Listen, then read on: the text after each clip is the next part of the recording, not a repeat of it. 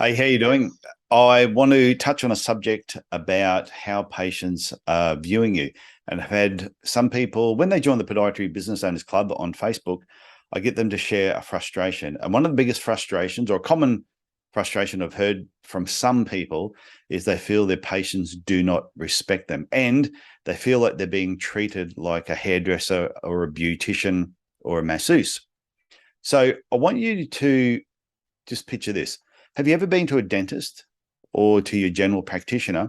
And when you went in there, the dentist was at the front counter there to greet you. And he said, "Hey, how you doing?" They greet you. "Come on in," has done the treatment. And while he's done the treatment, he's had the drill. He's also had the suction, doesn't have an assistant. And he's doing all the work. Then he comes out, takes your money, and makes your next appointment. Have you ever been to the GP where they're sitting at the front counter waiting for you? You turn up, they take you in, they do some probing, whatever it is that they need to do, stitch something up, touch a few things, then bring you out. Yeah, wash your hands, obviously. They come out, they take your money, they make your next appointment. You go. Have you ever been to a dentist and you ever been to a general practitioner? Or have you ever been to an orthopedic surgeon, been to any specialist where they've actually done that? And the answer will probably be no. Now, where have you been where that does happen? Hairdresser that works from home, a masseuse that works in a small office at the back of a building, maybe a beautician, maybe a nail salon.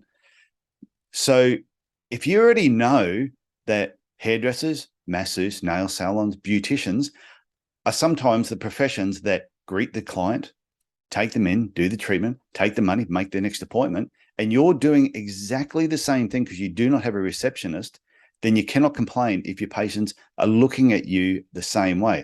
Now, you got to ask yourself, why do you not have a receptionist? Do you not have one because you feel like you can't afford one?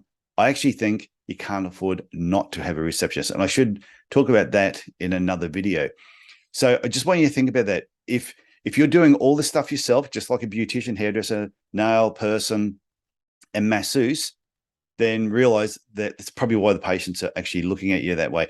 And if you can afford a receptionist, get a receptionist, because as soon as you have one in place, straight away you look far more professional, and it also frees up your time to really focus on the patient, not everything else that is going on around you. I think there's nothing more unprofessional than someone doing some treatment, the phone ringing, and you stopping what you're doing to go and answer it. I've been to businesses where they do that, and my opinion of them is pretty low. So if you can afford a receptionist, get a receptionist. Love your feedback on this. If you hate everything I said or you don't agree with me, that's fine. Wouldn't be the first time I've upset somebody.